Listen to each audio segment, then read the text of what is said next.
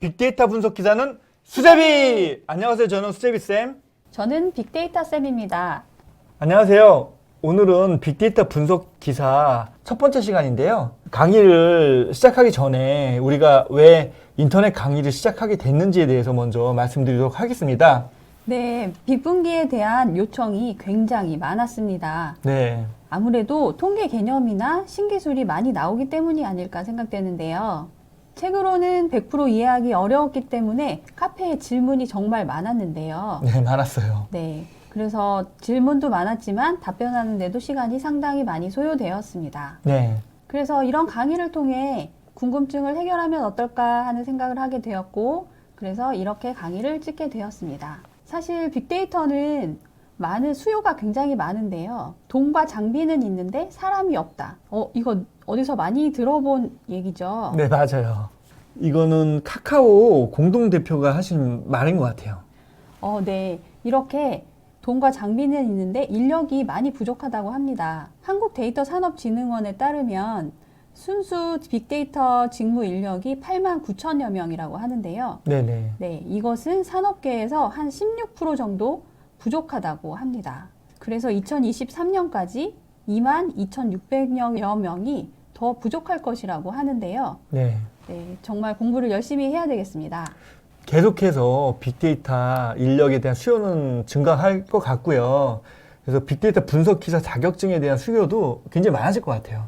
빅데이터 분석 기사 수요가 굉장히 많아지겠죠. 인력이 없으니까 이것에 대한 인증이 필요하겠죠. 네, 현재는 뭐 ADP나 ADSP가 있는데 사실 국가에서 인정해주는 공식 공인인증 자격증을 국가에서 인정을 많이 해주기 때문에 빅데이터 분석 기사에 대한 그런 수요는 굉장히 많아질 것 같습니다. 네. 그래서 앞으로 여러분과 1과목부터 4과목까지 함께 달려보겠습니다. 네.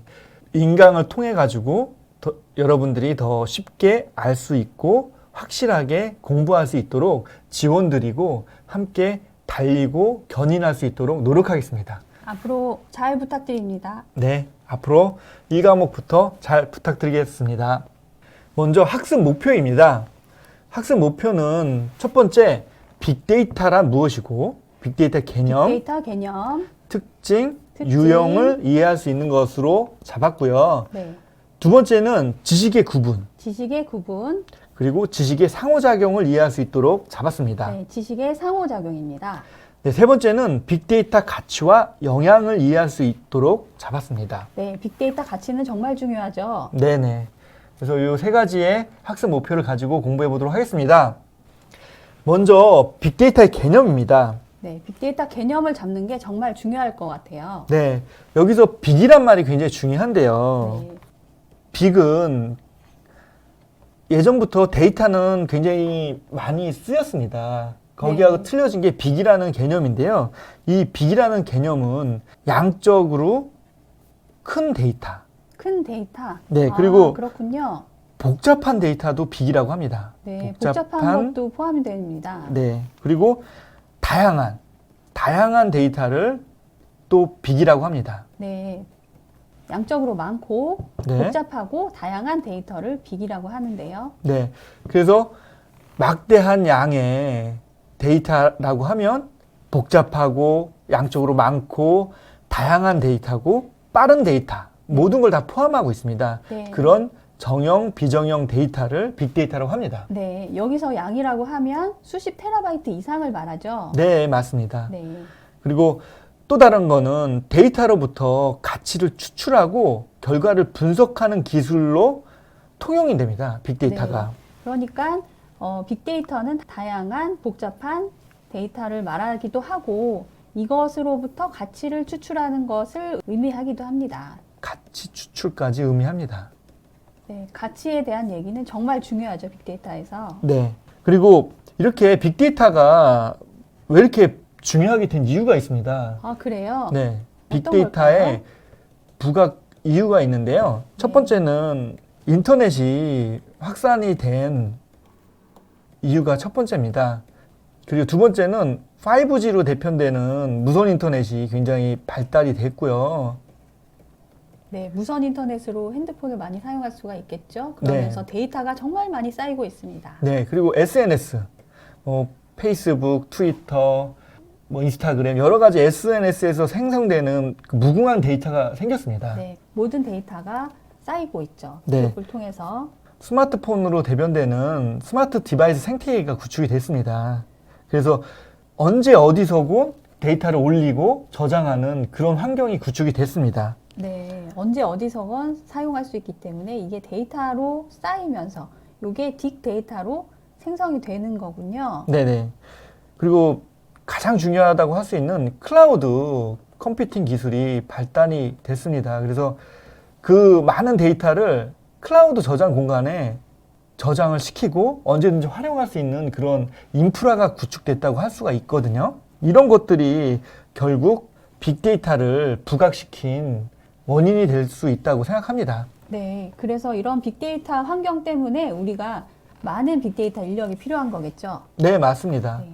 그래서 이런 많은 데이터들이 막 생겼는데 이거를 기업에서는 비즈니스 관점에서 그리고 새로운 그 물건들을 개발하고 하는 관점에서 사용하려고 하는데 사람이 부족한 거예요. 이 데이터를 네네. 분석할 수 있는. 그 사람들을 더욱더 많이 늘리고 양성시켜서 활용할 수 있도록 데이터 정책을 잡고 있습니다. 지금 국가에서. 네, 저도 이 스마트폰으로 카카오톡을 쓰고 있는데요. 네네. 카카오톡을 통해서 정말 많은 정보를 주고받는 것 같아요. 그러면서 이 데이터가 어딘가에 쌓여 있을 텐데 네. 이 데이터가 더 많이 활용되면은 정말 좋을 것 같습니다. 네, 맞습니다. 네. 그래서 앞으로도 계속 빅데이터에 대한 수요는 늘어날 것 같고요. 그 늘어나는 수요에 맞춰서 그 빅데이터 분석 기사도 부각이 될 것 같습니다. 네. 그래서 공부 잘 따라와 주셔서 한 번에 합격하시길 바라겠고요. 이어서 진도 나가겠습니다. 다음은 DIKW 피라미드입니다. 요거는 시험에 잘 나올 수 있는 가능성이 네. 크고요. 정말 많이 나옵니다. 네. 데이터에서 가치를 찾는 피라미드 구조라고 생각하시면 되고요. 피라미드네요. 네네. 네. 계층이 있다고 할 수 있고요. 네. DIKW 피라미드 구조에 대한 두음이 있습니다. 두음이 뭐죠? 아, 두음이요? 네. 두음은 대정식혜죠. 대, 네. 정, 대전에서 식혜를 먹는다. 식혜, 네. 아우, 그 암기가 팍팍 되네요. 대전에서 식혜를 먹는다. 네, 대전에서 식혜를 먹어야 합니다. 네. 맞습니다. 대정식혜, 네. 대는 뭐죠? 대? 데이터입니다. 데이터고요. 정은요? 정은 정보, 네, 정보고요. 네, 데이터를 통해 가공한 정보. 네. 네, 식은요? 식은 지식입니다. 식은 지식이요. 네, 정보를 가지고 패턴화하고 예측하는 것이죠. 네, 네. 그러면 해는요? 해는 지혜입니다. 해는 네, 지혜고요. 지식을 통한 원리에 기반해서 응용을 한다는 의미입니다. 네, 요것들을 좀 하나하나 상세하게 살펴보도록 하겠습니다. 이게 DIKW 그 구조인데요. 네, 피라미드 구조처럼 생겼네요. 네, 이게 위쪽으로 갈수록 이렇게 위쪽으로 갈수록 약간 고차원이라고 할 수 있고요. 밑에는 저차원이라고 할 수 있어요. 그래서 밑에 데이터가 있는데요. 이 데이터는 뭐 객관적 사실이나 가공하기 전에 순수한 수치나 기호를 데이터라 하고요. 네, 여기서 객관적인 사실이 정말 중요합니다. 아, 객관적 사실이요. 네, 네, 두 번째는 정보입니다. 정보는 가공 처리하여 데이터 간의 연관관계와 함께 도출된 데이터라고 할 수 있고요. 네, 여기서 중요한 거는 관계이죠. 관계요. 데이터는 사실, 정보는 관계를 표현합니다. 핵심 키워드네요. 네, 세 번째 지식은 획득된 정보를 구조화하여 유의미한 정보로 분류하고 일반화시킨 결과물이라고 합니다. 네, 이 지식은 네. 패턴이나 예측을 하는 게 중요하죠. 패턴 예측이요. 그리고 마지막 지혜입니다. 지혜는 근본 원리에 대한 깊은 이해를 바탕으로 도출된 창의적 아이디어, 상황이나 맥락에 맞게 규칙을 적용하는 요소라고 합니다. 네, 요거를 쉽게 풀면은 응용한다고 합니다. 그러면 이 데이터, 정보, 지식, 지혜 중에서 중요한 핵심 키워드들이 사실이 있고, 네, 사실이 데이터는 있고, 사실, 정보는 관계, 네, 데이터 간의 관계, 지식은 패턴과 네. 예측, 지식은 패턴과 예측을 한다는 것이고요. 지혜는 응용을 한다는 말이네요. 지혜는 원리에 기반한 응용을 한다는 것입니다. 한번 예를 들어 보겠습니다. 예를 들어 보면은 A 사이트의 수제비 책이 3만 원이라고 하고요. B 사이트의 수제비 책은 3만 5천 원이라고 하면 이 가격이 이렇게 있는 것이 데이터라고 할 수 있고요. 네, 가격이 있는 사실인 거죠. 네네네. 네. 그리고 이걸 봤을 때 두 개의 관계를 보면은 수제비 책이 A 사이트가 더 싼 거네요. 더 싸다는 것을 알 수가 있습니다. 요게 정보라고 할 수 있는 거죠. 네, 두 개의 관계 데이터 중에서. 간의 관계를 나타내는 게 중요합니다. 네. 그래서 지식을 보면은 A 사이트가 싸니까 A 사이트에서 책을 사겠다. 책 살 계획을 가지고 있는 것이 이렇게 지시라고 할 수 있는 거죠.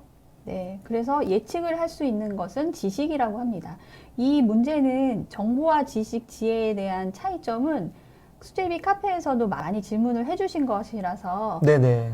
여기에 키워드를 학습을 하시면 좋을 것 같아요. 데이터는 사실, 정보는 관계, 지식은 패턴이나 예측에 대한 것이고 지혜는 응용입니다. 네. 마지막으로는 일련의 사건들을 보고 A 사이트가 다른 물건도 쌀 거라고 생각하는 걸 네. 지혜라고 할 수 있습니다. 네, 응용해서 하는 것이죠. 네.